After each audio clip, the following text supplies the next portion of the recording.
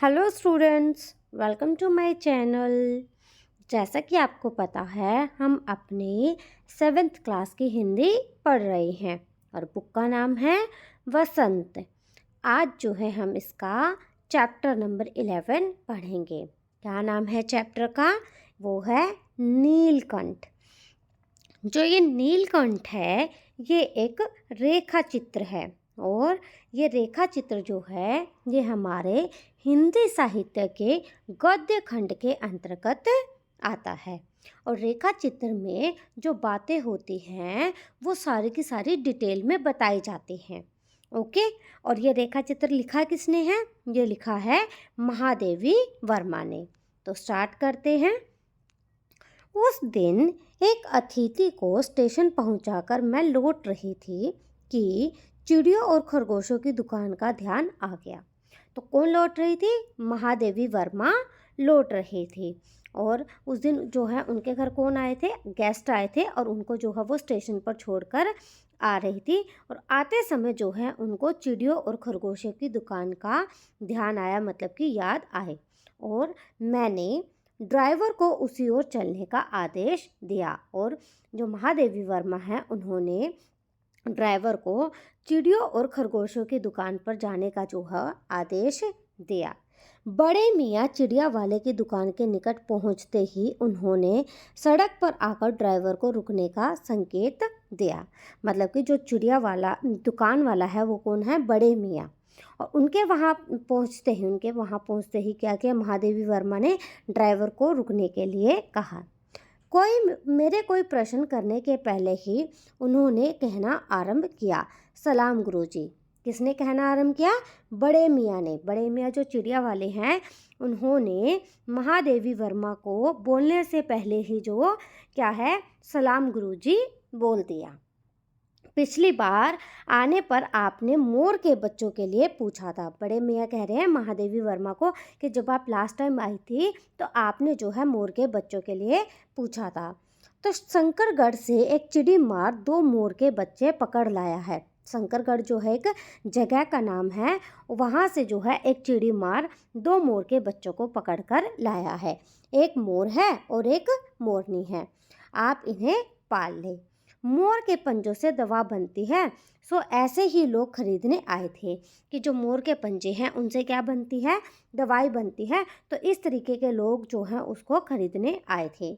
आखिर मेरे सीने में भी तो इंसान का दिल है, मारने के लिए ऐसी मासूम चिड़िया को कैसे दे दूं? जो बड़े मियाँ हैं वो कह रहे हैं कि मोर के पंजों से जो है वो दवा बनती है। तो जो लोग दवाई बनाते हैं वो इन मोर के बच्चों को खरीदने आए थे। लेकिन मेरे सीने में दिल है ना, तो मैं ऐसे थोड़ी ना इन बच्चों को मारने के लिए किसी को दे दूंगा। तो टालने के लिए जो है मैंने उनको कह दिया कि गुरुजी ने मंगवाए हैं। वैसे यह कमबख्त रोजगार ही जो है वो खराब है। बस पकड़ो पकड़ो, मारो मारो। अब जो बड़े मियाँ हैं वो कहने लगे कि वैसे तो ये रोजगार ही बेकार है। बस क्या है, इन चिड़ियों के बच्चों को पकड़ो पकड़ो और फिर जो है इनको मार दो। तो इस प्रकार उन्होंने जो है अपनी बात महादेवी वर्मा से कही। बड़े मियाँ के भाषण की तूफान मेल के लिए कोई निश्चित स्टेशन नहीं है। कहने का मतलब ये है कि जब बड़े मियाँ बोलना शुरू करते हैं तो वो रुकते ही नहीं है, बोलते जाते हैं बोलते जाते हैं बोलते जाते हैं। सुनने वाला थक कर जहाँ रोक दे वहीं स्टेशन मान लिया जाता है। मीन्स वो जो है बड़े मियाँ सिर्फ बोलते ही रहते हैं। जब कोई सुनने वाला थक जाता है और जहाँ उन्हें टोक देता है बीच में, वहीं पर जो है उनका स्टेशन होता है, वहीं पर वो चुप होते हैं, नहीं तो वो बोलते ही रहते हैं। इस तथ्य से परिचित होने के कारण ही मैंने बीच में उन्हें रोककर पूछा, मोर के बच्चे हैं कहाँ? तो महादेवी वर्मा ने उनसे पूछा कि मोर के बच्चे हैं कहाँ? बड़े मियाँ के हाथ के संकेत का अनुसरण करते हुए मेरी दृष्टि एक तार के छोटे से पिंजरे तक पहुंची, जिसमें तितरों के समान 2 बच्चे बैठे थे। तो जैसे ही बड़े मियाँ ने अपने हाथ से इशारा किया तो उसी तरफ जो है मेरी दृष्टि गई और मैंने देखा एक तार के छोटे से पिंजरे में जो है जो 2 बच्चे हैं वो तितर के जैसे बैठे हुए हैं। पिंजरा इतना संकीर्ण था कि वे पक्षी शावक जाली के गोल फ्रेम में किसी जड़े चित्र जैसे लग रहे थे। संकीर्ण मतलब कि छोटा होना। तो वो पिंजरा जो है वो इतना छोटा था कि जो वो पक्षी हैं वो ऐसे लग रहे थे कि जैसे किसी फ्रेम में जो है एक कोई चित्र जड़ रखा हो। ओके। मेरे निरीक्षण के साथ साथ बड़े मियाँ की भाषण मेल चली जा रही थी। मतलब कि महादेवी वर्मा तो क्या कर रही थी, उन पिंजड़ों के बच्चों को, पिंजड़े में बंद जो है बच्चों को देख रही थी, ठीक है। लेकिन इधर जो बड़े मियाँ हैं वो तो सिर्फ बोलते ही जा रहे थे, बोलते ही जा रहे थे। ईमान कसम गुरुजी, चिड़ी मार ने मुझसे इस मोर के जोड़े के नकद में जो है 30 रुपये लिए हैं। तो वो कहने लगे कि ईमान की कसम, जो चिड़ी मार है उन्होंने जो है मुझसे इन मोर के बच्चों के जो है वो 30 रुपये दिए हैं।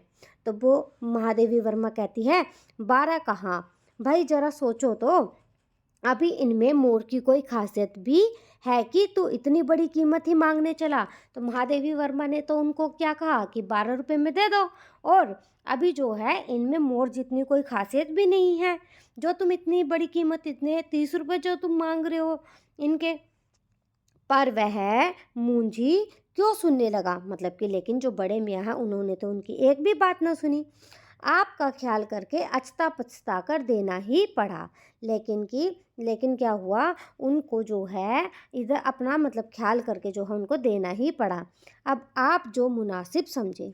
अस्तु 30 चिड़ी मार के नाम के और 5 जो हैं वो बड़े मियाँ के ईमान के देकर जब मैंने वह छोटा पिंजड़ा कार में रखा, तब मानो वह जाली के चोखटे का चित्र जीवित हो गया।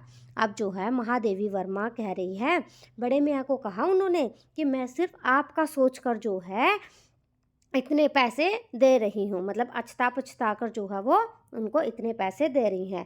उन्होंने 30 रुपये तो जो है वो चिड़ी मार के नाम के दे दिए, और 5 जो है उन्होंने बड़े मियाँ के नाम के दे दिए। बड़े मियाँ जो बेच रहे थे और चिड़ी मार जो लेकर के आया था, ठीक है। तो टोटल उन्होंने कितने रुपए दिए, टोटल उन्होंने जो है 35 रुपीज़ जो है उन्होंने दे दिए। अब जैसे ही वो छोटा सा पिंजरा कार में रखा तो ऐसा लगा कि जो वो चित्र है, जो मतलब वो दूर से देख रही थी कि पिंजरे जो दूर से ऐसा लग रहा था कि पिंजरा जो है, पिंजरे में चित्र जड़ रखा है। तो अब जो वो पिंजरा था वो ऐसा लगने लगा जैसे वो जीवित हो उठा हो। दोनों पक्षी शावकों के छटपटाने से लगा था मानो पिंजड़ा ही सजीव है और उड़ने योग्य हो गया है। अब दोनों जो पक्षी है वो छटपटाने लगे, और जिससे लगा कि जो ये पिंजरा है वो ही क्या है, सजीव है, ठीक है, और वही जो है उड़ने योग्य हो गया है। घर पहुंचने पर सब कहने लगे तीतर है, मोर कहकर ठग लिया है। अब महादेवी वर्मा जैसे ही घर पहुंची तो सब उनको कहने लगी ये तो तीतर हैं, और तुम्हें जो है मोर कहकर सबने उन्होंने जो है तुम्हें ठग लिया। कदाचित अनेक बार ठगे जाने के कारण की ही ठगे जाने की बात मेरे चिढ़ जाने की दुर्बलता बन गई। अब जो है बार बार सब ये कहने लगे कि तुम्हें ठग लिया, तुम्हें ठग लिया, तुम्हें ठग लिया। तो बहुत बार ये बात सुन सुनकर जो है वो चिढ़ गई, जिससे अप्रसन्न होकर मैंने कहा मोर के क्या सुरखाब के पर लगी हैं। तो महादेवी वर्मा जो है अब चिढ़ गई, वो थोड़ी सी नाखुशी हुई। तो उन्होंने कह दिया कि मोर के क्या कुछ सुरखाब के पर लगे, मीन्स कोई अलग से थोड़ी ना पर लगे, है तो पक्षी ही ना। चिढ़ा दिया जाने के कारण ही संभवतः उन दोनों पक्षियों के प्रति मेरे व्यवहार और यत्न में कुछ विशेषता आ गई। अब चिढ़ जाने की वजह से क्या हुआ कि जो महादेवी वर्मा हैं उनके व्यवहार में जो उन दोनों पक्षियों के प्रति बहुत प्रेम उमड़ गया, और कुछ उन्होंने बहुत अलग अलग जो है उन्होंने उनके लिए प्रयास किए। पहले जो है आपने पढ़ने लिखने के कमरे में उनका पिंजड़ा रखकर उसका जो है दरवाज़ा खोला, फिर 2 कटोरों में सत्तू की छोटी छोटी गोलियां और पानी रखा। पहले तो उन्हें जो है महादेवी वर्मा अपने पढ़ने लिखने के कमरे में ले गई, वहां जाकर जो है उस पिंजरे को खोल दिया, और फिर उन्होंने क्या किया, 2 कटोरे लाई, उसमें जो है सत्तू की छोटी छोटी गोलियां बनाई और उनमें पानी रखा। वे दोनों चूहेदानी जैसे पिंजरे से निकलकर कमरे में मानो खो गए। मतलब कि जो वो पिंजरा था वो इतना छोटा सा था, उससे निकल कर जो है वो कमरे में इस तरीके से भागे जब वो कमरे में जो है वो खो गए। कभी जो है वो मेज़ के नीचे घुस जाते, कभी अलमारी के पीछे। अंत में इस लुका छिपी से थककर उन्होंने मेरे रद्दी कागजों की टोकरी को जो है अपने नए बसेरे का गौरव प्रदान किया। मीन्स कि उन्होंने जो अपना घर बनाया वो किसको बनाया, उनके जो वो रद्दी खाना था, मतलब कि जो रद्दी कागजों की जो टोकरी थी उसको जो है उन्होंने अपना नया बसेरा बनाया। 2-4 दिन वे इसी प्रकार दिन में तो इधर उधर गुप्तवास करते, मीन्स कभी अलमारी के नीचे, कभी जो है मेज के नीचे ऐसे छुपते रहते, और रात में जो है वो रद्दी की टोकरी में जो है वो प्रकट होते रहे। दिन में तो मीन्स वो कमरे में इधर उधर घूमते रहते, और रात को जो है वो क्या करते, उस जो रद्दी की टोकरी थी उसमें आकर के वो सो जाते। फिर आश्वस्त हो जाने पर कभी मेरी मेज पर, कभी कुर्सी पर और कभी मेरे सिर पर अचानक आविर्भूत होने लगे। मतलब कि जब उन्हें ये आश्वासन हो गया कि हमें कोई जो है नुकसान नहीं पहुंचाएगा, तो फिर वे क्या करने लगे, कभी तो वो महादेवी वर्मा की मेज पर आ जाते, कभी कुर्सी पर आ जाते, कभी जो है अचानक उनके सिर पर जा कर के आविर्भूत हो जाते, मीन्स बैठ जाते। खिड़कियों में तो जाली लगी थी, पर दरवाज़ा मुझे निरंतर बंद रखना पड़ता था। जो खिड़की थी उनके वहाँ, उसमें तो जाली लगी थी, लेकिन जो महादेवी वर्मा का जो दरवाज़ा था वो उसे कंटिन्यूटी में बंद रखती थी। क्यों? क्योंकि खुला रहने पर चित्रा, चित्रा जो है उनकी बिल्ली का नाम था, मेरी बिल्ली इन नव आगंतुकों का पता लगा सकती थी। मतलब कि जैसे अगर वो दरवाज़ा खोल देती तो उनकी जो बिल्ली थी, उनके पास जो बिल्ली थी चित्रा जो है वो क्या करती, इन नव आगंतुकों का, मतलब कि जो ये नए मेहमान जो वो लाई थी उनका पता वो लगा लेती, और तब उसके शोध का क्या परिणाम होता यह अनुमान करना कठिन नहीं है। मीन्स क्या पता चित्रा उन्हें खा जाती, क्या पता वो उनको मार देती। वैसे वह चूहों पर भी आक्रमण नहीं करते। देखो, वैसे तो जो वो चित्रा है वो चूहों को भी नहीं मारती, लेकिन वो क्या पता इनको मार देती, क्या पता नहीं भी मारती, तो इस चीज़ का परिणाम वो नहीं सोच सकती थी। परंतु यहाँ तो दो सर्वथा अपरिचित पक्षियों की अनादिकाल चेष्टा का प्रश्न था। मतलब कि जो वो चित्रा थी, बिल्ली थी, वो महादेवी वर्मा को बहुत प्यारी थी, कभी वो उनकी कुर्सी पर बैठती, कभी मेज पर बैठती थी, तो वैसे तो वो चूहों को भी नहीं मारती थी, लेकिन ये दोनों जो हैं ये उसके लिए अपरिचित थे। ठीक है, तो क्या पता वो उनको मार देती, नहीं मारती, तो इस वजह से जो है महादेवी वर्मा वो दरवाज़ा हमेशा बंद रखती थी। उसके लिए दरवाज़ा बंद रहे, और ये दोनों जो हैं उसकी दृष्टि में ऐरे गहरे मेरी मेज को अपना सिंहासन बना ले, यह स्थिति चित्रा जैसी अभिमानी मार्जारी के लिए असहाय ही कही जाएगी। मीन्स कि वो चित्रा जो है वो उन्हें क्यों मार देती, महादेवी वर्मा ये बताना चाह रही हैं कि वो चित्रा जो है महादेवी वर्मा के मन में इसलिए आया कि चित्रा उन्हें क्यों मार देती, क्योंकि जो वो मेज थी ना वो जो है चित्रा को बहुत प्यारी थी। मतलब वो उस चित्रा जो है उस मेज पर आकर बैठा करती, तो अब जो है वो दोनों मोर क्या करते थे, उस मेज पर जाकर बैठा करते थे।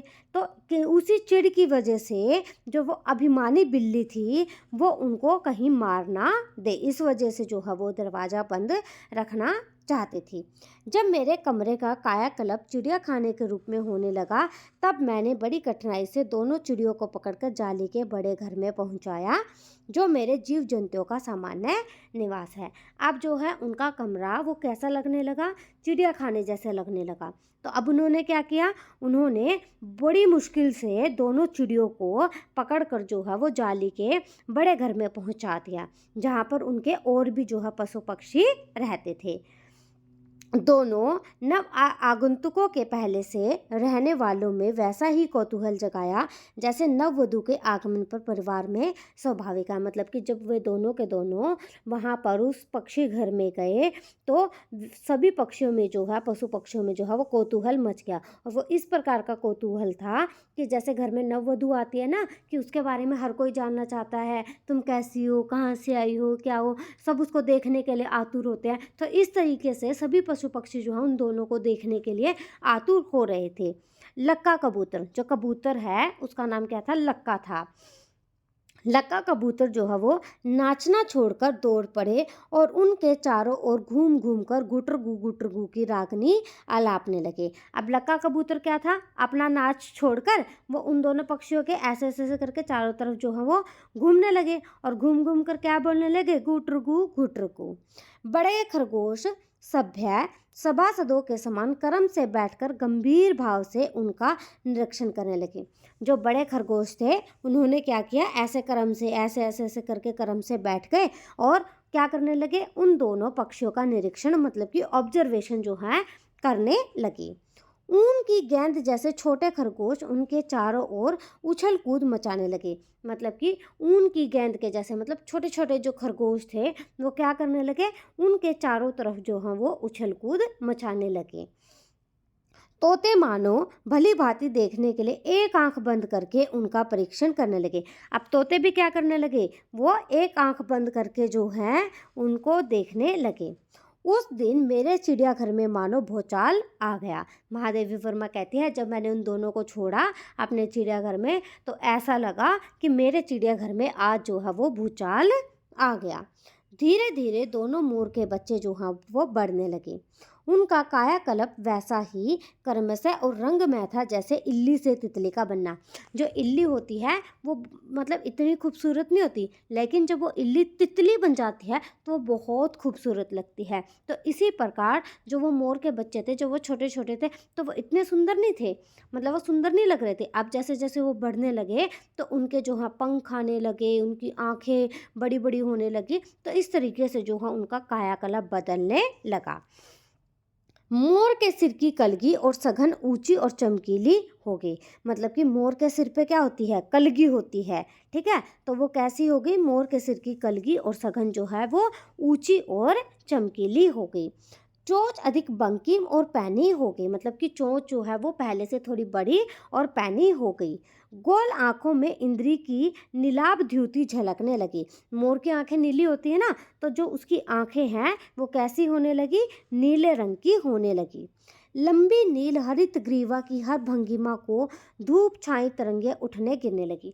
जो उसकी गर्दन होती है, ठीक है, वो कैसी होती है, कहीं कहीं से क्या होती है ब्लू कलर की, और कहीं कहीं से क्या होती है ग्रीन कलर की होती है, और कहीं कहीं ग्रे कलर की होती है। तो नील हरित ग्रीवा इसका मतलब क्या है, नील हरित मतलब नील, नील मीन्स नीला, हरित मीन्स हरा, और ग्रीवा मीन्स ग्रे कलर। तो नील हरित ग्रीवा की हर भंगिमा में धूप छाई तरंगे उठने लगी। अब जो मोर की जो गर्दन थी उसका जो हर रंग कैसा हो गया था, नीला, हरा और कहीं कहीं सलेटी और चमकीला उसका हो गया था, ठीक है। दक्षिण वाम दोनों पंखों में सलेटी और सफ़ेद आलेखन स्पष्ट होने लगी, ठीक है। दक्षिण वाम में क्या होने लगे, उसके जो पंख हैं उसमें सलेटी और सफ़ेद जो आलेखन है वो स्पष्ट होने लगे थे। पूंछ जो है वो लंबी हुई और उसके पंखों पर चंद्रिकाओं के इंद्रधनुषी रंग उद्दीप्त हो उठे। अब देखो जो मोर के जो पंख होते हैं उसमें क्या होते हैं, ऐसे रुपए से बने होते हैं ना, तो जो वो क्या है उसमें क्या होता है अलग अलग कलर होते हैं। तो वही जो रंग है अब वो उठने लगे थे। रंग रहित पैरों को गर्वीली गति ने एक नई गरिमा से रंजित कर दिया। कि जो उसके पैर थे रंग से रहित थे, मतलब कि उसमें रंग नहीं थे, लेकिन जो उसकी गति थी उनमें भी जो है क्या थी, एक नई गरिमा जो है वो देखने को मिल रही थी।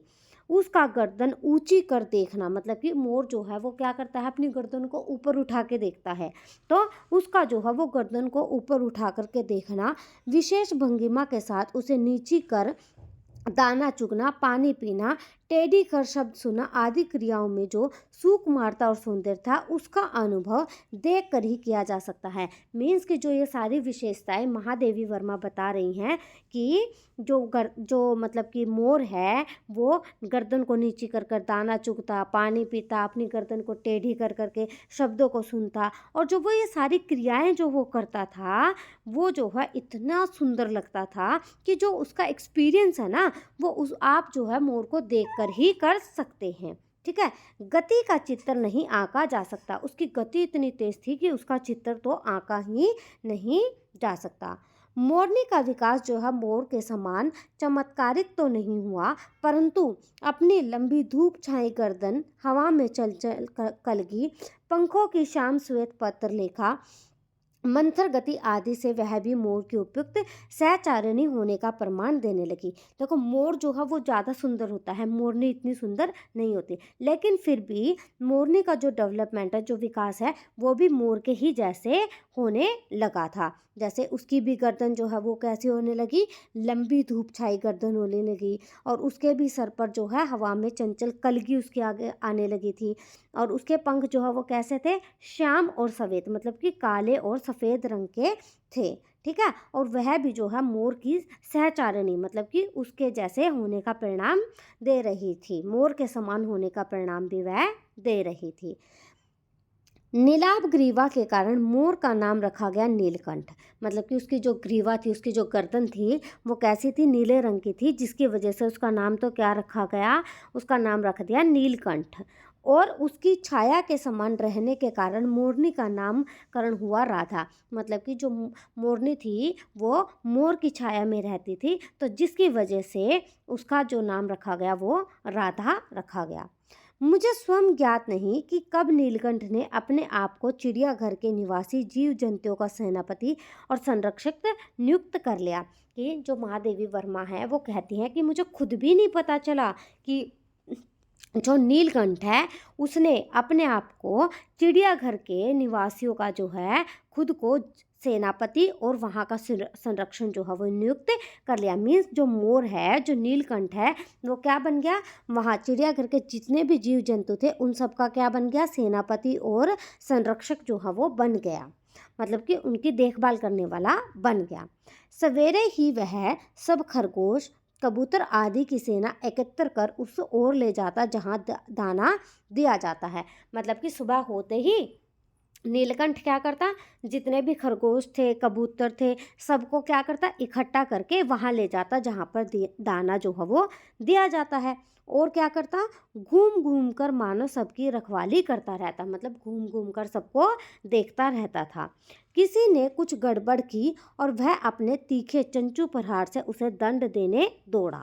मतलब कि अगर मान लो कोई जो है जरा सी गलती करता तो मोर क्या करता था, नीलकंठ क्या करता था, उसको अपनी चोंच में पकड़ लेता था, क्योंकि उसकी चोंच जो है वो बहुत पैनी थी ना, तो वो क्या करता, अपनी चोंच में पकड़ लेता था और उन्हें पनिशमेंट देता था। खरगोश के छोटों बच्चों को वह चोंच से उनके कान पकड़कर ऊपर उठा लेता था, और जब तक वे आंतर कृंतन न करने लगते उन्हें अधर में लटकाए रखता। मतलब कि वो क्या करता था, जो खरगोश के जो छोटे छोटे बच्चे थे उनको वो क्या करता, वह अपनी चोंच से उनके कान पकड़ लेता, ठीक है, और कान पकड़कर उन्हें ऊपर उठा लेता था, और जब तक वो ची ची ची ची करके रोने नहीं लगते उन्हें जो है वो लटका के रखता था, मतलब कि उल्टा लटका के रखता था, अधर मीन्स उल्टा लटका के वो रखता था।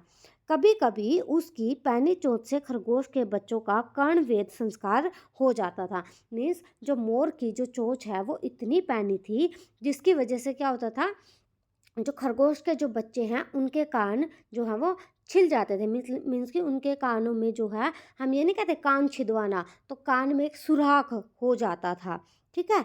पर फिर कभी उसे क्रोधित होने का अवसर ना देते थे। लेकिन जब ये होता था उसके बाद जो खरगोश के जो बच्चे हैं वो क्या करते थे, मोर को ऐसा अवसर कभी नहीं देते थे कि मोर को कभी गुस्सा आए। दंड विधान के समान ही उन जीव जंतुओं के प्रति उसका प्रेम भी असाधारण था। मतलब कि अगर मान लो नीलकंठ उन्हें दंड देता था, पनिशमेंट देता था, लेकिन वो प्यार भी बहुत करता था।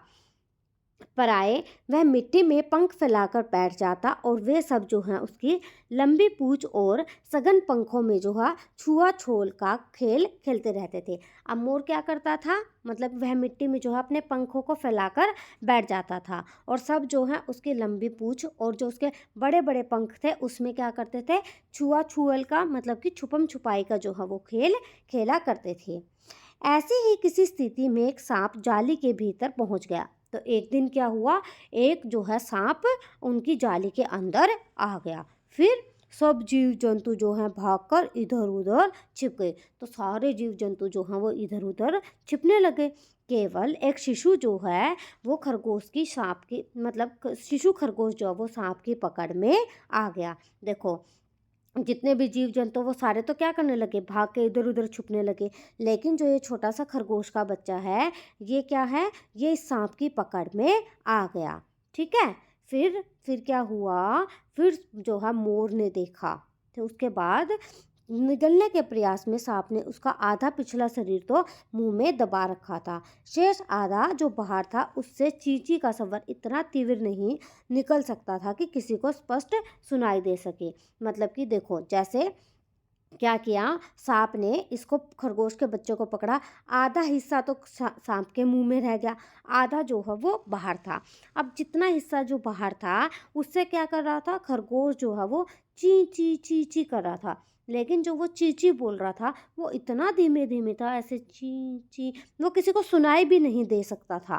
ठीक है। लेकिन नीलकंठ जो है वो दूर ऊपर झूले में सो रहा था।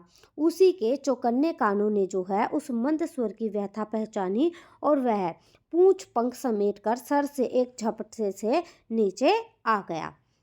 अब क्या हुआ कि जो नीलकंठ है वो ऊपर झूले में सो रहा था और उसी ने क्या किया, उसी के जो चौकन्ने कानों ने क्या किया, उसके मंद स्वर की व्यथा को पहचान लिया। मतलब कि उसने क्या किया, खरगोश की आवाज़ को पहचाना और वो क्या है, झट से जो है नीचे आ गया।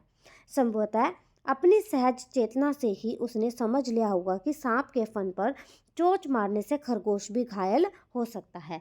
अब जो है मोर सोचने लगा कि अगर मान लो मैं सांप के फन पर अगर चोंच मारूंगा तो साथ में जो है वो खरगोश भी क्या हो जाएगा, घायल हो जाएगा। तो फिर उसने क्या किया, उसने सांप को फन के पास पंजों से दबाया और फिर चोंच से इतने प्रहार किए कि वह अधमरा हो गया। तो सांप ने क्या किया, मोर ने क्या किया, मोर ने सांप को जो है उसके फन के पास से अपने पंजों से उसको दबा लिया और फिर क्या किया, उसके ऊपर इतने अपनी चोंच से इतने उससे उसके ऊपर प्रहार किए कि सांप जो है वो अधमरा हो गया। पकड़ ढीली पड़ते ही खरगोश का बच्चा जो है वो मुख से निकल तो आया परंतु निश्चेष्ट सा वहीं पड़ा रहा। मतलब कि जैसे ही सांप अधमरा हो गया तो खरगोश का बच्चा जो है उसके मुख से बाहर आ गया, लेकिन वह भी जो है वो निश्चेष्ट, मतलब कि ऐसे पड़ गया जैसे कि वह जीवित ही ना हो, बेहोशी की हालत में वो पड़ गया। लेकिन राधा ने जो है वो सहायता देने की आवश्यकता नहीं समझी, लेकिन राधा ने जो है वो सहायता नहीं दी, परंतु फिर भी उसने क्या किया, अपनी मंद केका से किसी असामान्य घटना की सूचना सब और प्रसारित कर दी। उसने अपनी केका की आवाज़ से जो है सभी को ये घटना दे दी।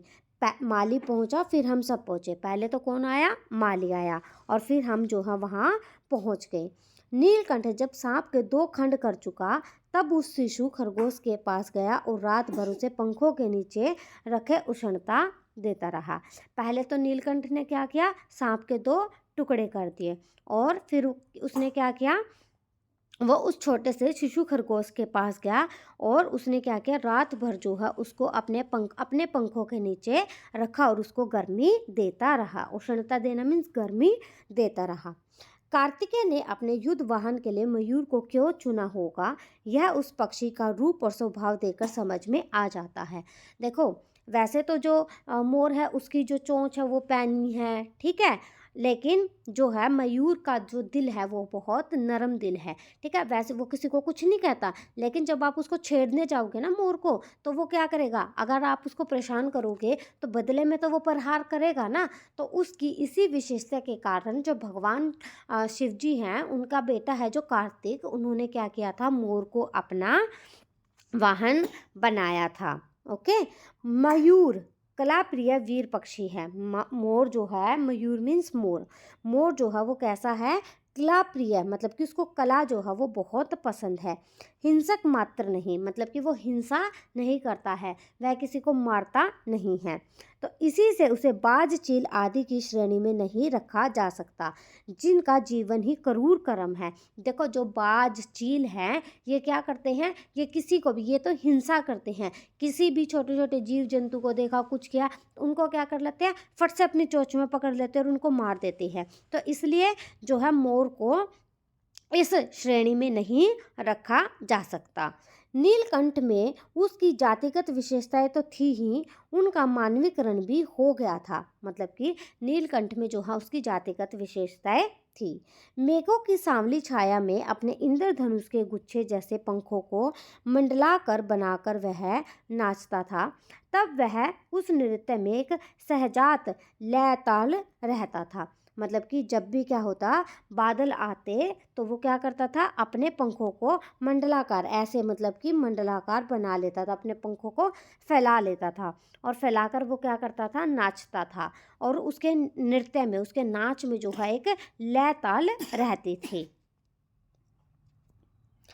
आगे पीछे दाहिने बाएं क्रम से घूमकर वह किसी अलक्ष्य सम पर ठहर ठहर जाता था। मतलब कभी वो आगे घूमता, कभी पीछे घूमता, कभी दाएं कभी बाएं, इस तरीके से वह घूमता था।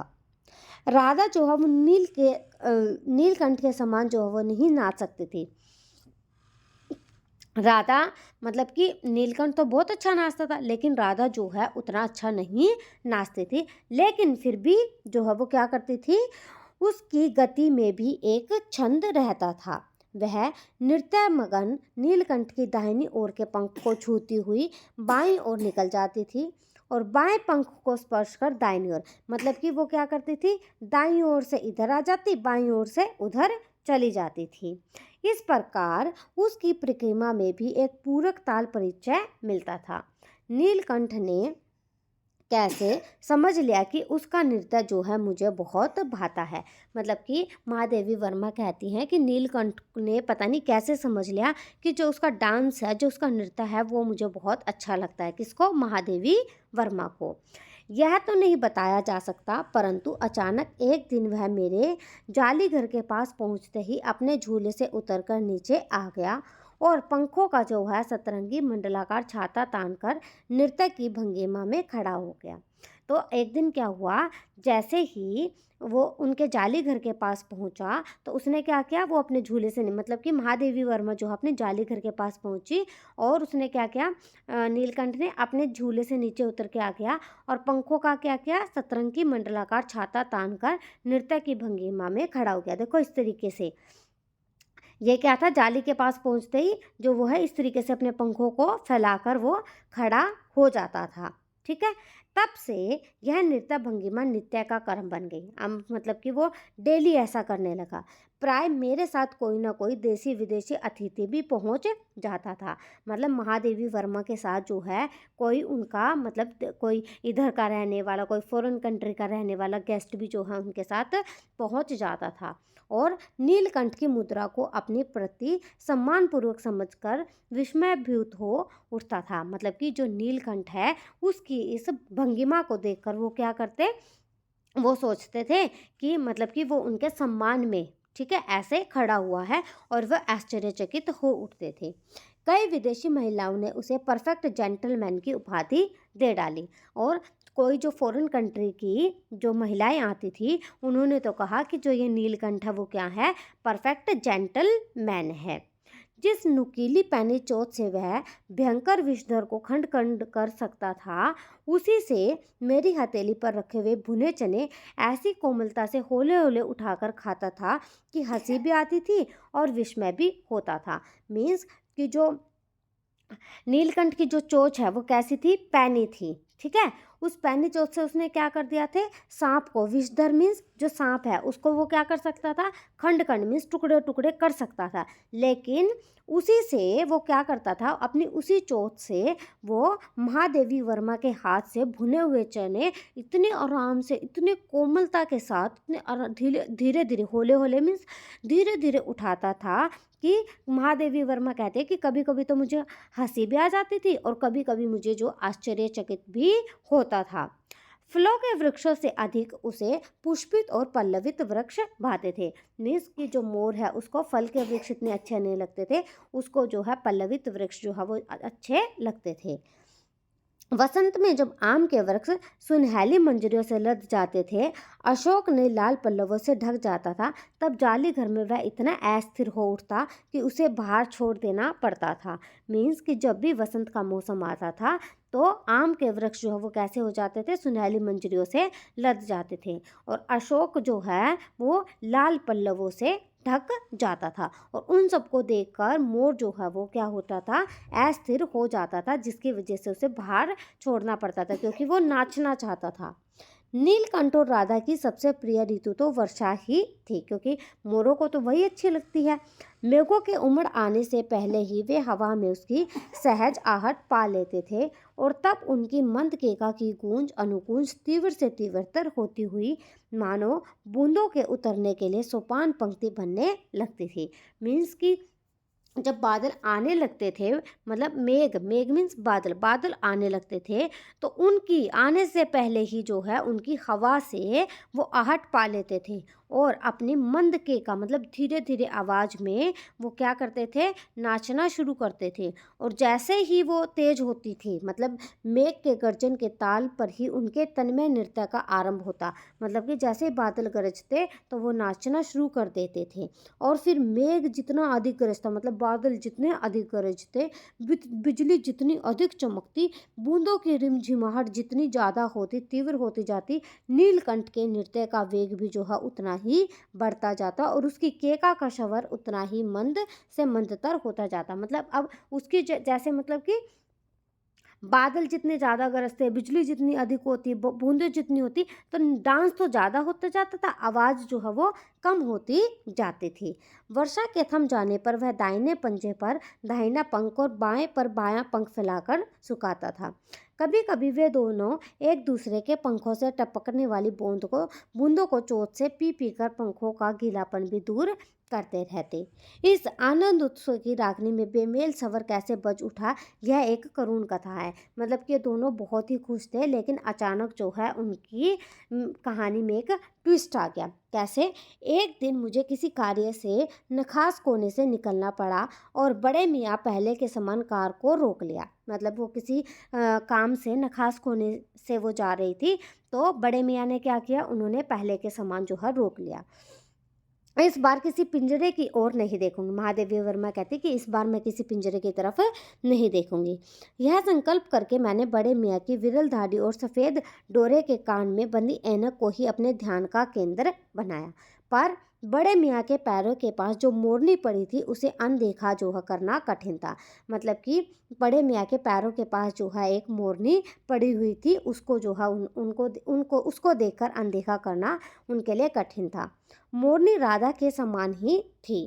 उसके मूंद से बंधे दोनों पंजों की उंगलियां टूटकर इस प्रकार एकत्रित हो गई थी कि वह खड़ी नहीं हो सकती थी। मतलब जो वो मोरनी थी उसकी जो है वो उंगलियां टूट गई थी, ठीक है, और वह खड़ी भी नहीं हो सकती थी।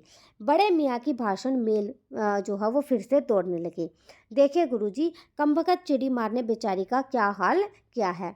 ऐसे कभी चिड़िया पकड़ी जाती है। आप न आई होती तो मैं उसी के सिर पर जो है इसे पटक देता। मतलब आप ना आती तो मैं उसको ही दे देता। पर आपसे भी यह अधमरी मोरनी ले जाने को कैसे कहूँ। अब वो कहने लगा कि अगर मान लो आप ना आती तो मैं इस चिड़िया को उस चिड़ी मार को दे देता। अब यह चिड़िया इतनी अधमरी है, मैं आपको भी नहीं कह सकता कि आप ले जाओ।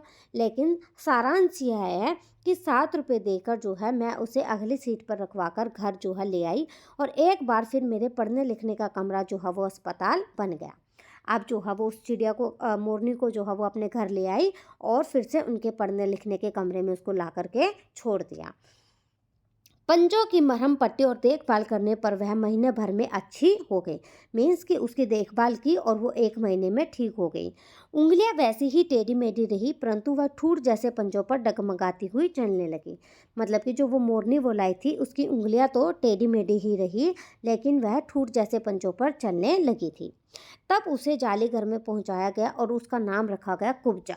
उसका नाम क्या रख दिया? कुब्जा। नाम के अनुरूप वह स्वभाव से भी जो है वो कुब्जा ही प्रमाणित हुई। मतलब जैसे उसका नाम था वैसे ही उसके कर्म थे। जैसे उसका नाम था ना कुब्जा, और वैसे ही स्वभाव से वह कुब्जा ही निकले। मतलब उसका स्वभाव जो इतना अच्छा नहीं निकला। अब तक नीलकंठ और राधा साथ रहते थे। अब जो है कुब्जा उन्हें साथ देखते ही मारने दौड़ती थी।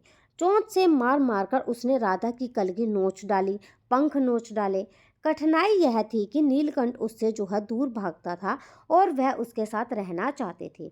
मतलब कुब्जा जो है वो उन दोनों को साथ में नहीं देखना चाहती थी। तो उसने क्या किया, राधा की जो है कलगी जो है नोच डाली थी।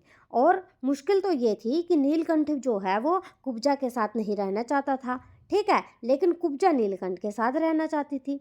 न किसी जीव जंतु से उसकी मित्रता थी, न वह किसी को नीलकंठ के समीप आने देना चाहती थी। उसी बीच जो है राधा ने 2 अंडे दिए जिनको वह पंखों में छिपाए बैठी रहती थी। पता चलते ही कुब्जा ने जो है वो चोंच मार मार कर राधा को ढकेल दिया और फिर अंडे फोड़कर ठूंठ जैसे पैरों से सब और छितरा दिए। अब जो है राधा ने 2 अंडे दिए जिनको जो है वो अपने पंखों में छिपाकर बैठी रहती थी। जैसे कि कुब्जा को पता चला कि राधा ने अंडे दिए हैं तो मतलब कुब्जा ने क्या किया, राधा को मार मार कर जो है वो ढकेल दिया और उन अंडों को भी जो है फोड़ फोड़ कर अपने पैरों से फोड़ फोड़ कर इधर उधर बिखरा दिया। इस कलह कोलाहल से और उससे व्यधिक राधा की दूरी से बेचारे नीलकंठ की प्रसन्नता का अंत हो गया। मतलब कि इन सबको देखकर और राधा को जो है ना देखकर जो है नीलकंठ भी दुखी रहने लगा। कई बार वह जाली के घर से निकल भागा। अब वो जो है नीलकंठ जाली के घर से भाग जाता।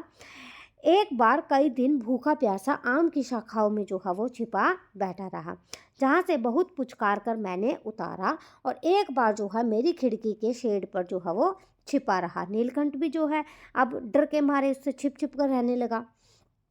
मेरे दाना देने जाने पर वह सदा की भांति जो है पंखों को मंडला कर बना कर जो है वो खड़ा हो जाता। मतलब कि जब वो दाना देने जाती थी वह हमेशा की तरह जो है अपने पंखों को मंडलाकार तो बना लेता था और खड़ा भी हो जाता था, लेकिन उसकी जो चाल में जो है वो थकावट और आँखों में जो है एक शून्यता रहती थी। मतलब अब वो उतना खुश नहीं रहता था।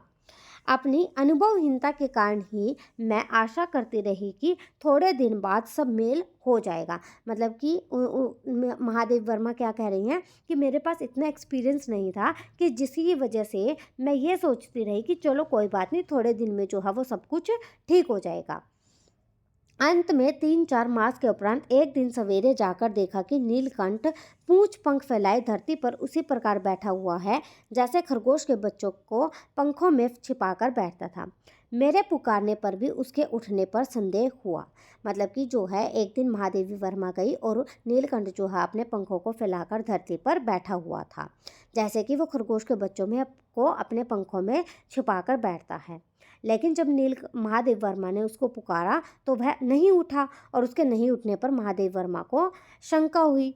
वास्तव में जो है वो नीलकंठ मर गया था। क्यों का उत्तर तो अब तक नहीं मिल सका। मतलब कि महादेव वर्मा को ये नहीं पता चला कि वो क्यों मरा। ना तो उसे कोई बीमारी हुई थी, ना उसके रंग बिरंगे फूलों के सतपक जैसे शरीर पर किसी का चोट का चिन्ह मिला। मतलब कि जब मोर जो है मरने वाले होते हैं तो उनके पंखों पर धब्बे आ जाते हैं, पर ऐसे भी कोई चिन्ह नहीं मिले। तो मैं अपने शॉल से लपेटकर उसे संगम ले गई। जब गंगा के बीच धार में उसे प्रवाहित किया गया तब उसके पंखों की चंद्रिकाओं से प्रतिबिंबित होकर गंगा का चौड़ा पाट एक विशाल मयूर के समान तरंगित हो उठा।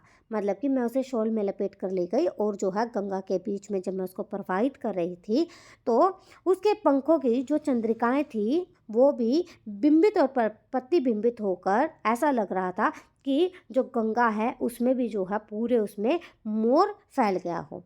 नीलकंठ के ना रहने पर राधा तो निश्चेष्ट सी कई दिन कोने में बैठी रही। राधा तो बहुत उदास हो गई थी। वह कई बार भाग कर लौट आया था, अतः वह प्रतीक्षा के भाव से द्वार पर दृष्टि लगाए रहती थी, क्योंकि पहले कई बार जो है नीलकंठ भाग जाता था और वापस आ जाता था, तो वो यही सोच रही थी कि वो अब भी वापस आएगा। पर कुब्जा ने कोलाहल के साथ खोज ढूंढ आरंभ कर दी। कुब्जा भी उसको ढूंढने लगी। खोज के क्रम में वह प्राय जाली का दरवाजा खुलते ही बाहर निकल आती थी और आम, अशोक, कचनार आदि की शाखाओं में जो है वो नीलकंठ को ढूंढती रहती थी। एक दिन आम से उतरी ही थी कि कजली अल्सेशियन कुत्ती सामने पड़ गई। मतलब कि एक दिन जब वो आम से उतरी ही थी तो उसके सामने, मतलब कि नीलकंठ के महादेव वर्मा के पास जो है कुत्ती थी, उसका नाम क्या था, अल्सेशियन था। तो अब अल्सेशियन कुत्ती थी, उसका नाम कजली था। ठीक है, सॉरी सॉरी सॉरी, अल्सेशियन कुत्ती थी, उसका नाम जो है वो कजली था, वो उसके सामने आ गई। अब स्वभाव के अनुसार मतलब कि उसने क्या किया, उसने कजली पर भी अपनी चोंच से प्रहार किया।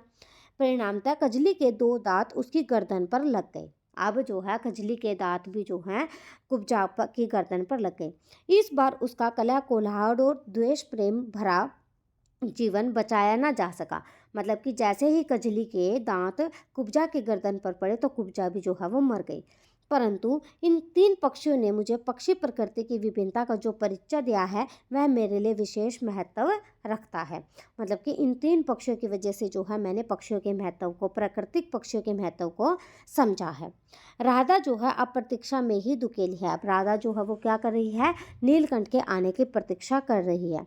आकाश में आषाढ़ में जब आकाश मेघाच्छन्न हो जाता तब है कभी ऊंचे झूले पर और कभी अशोक की डाल पर अपनी केका को तीव्रतर करके नीलकंठ को बुलाते रहती। अब जब भी मतलब आकाश में बादल आते तो वो क्या करती, कभी तो ऊंचे झूले पर जाती और कभी अशोक की डाल पर जाती और अपनी आवाज़ से जो है वो नीलकंठ को बुलाती रहती थी। तो इस प्रकार हमने देखा कि जो महादेवी वर्मा है उनको पशु पक्षियों से कितना प्रेम था। अगर आपको ये वीडियो अच्छी लगे तो लाइक ज़रूर करना, कमेंट ज़रूर करना और चैनल को सब्सक्राइब करना तो बिल्कुल भी मत भूलना। Thank you so much.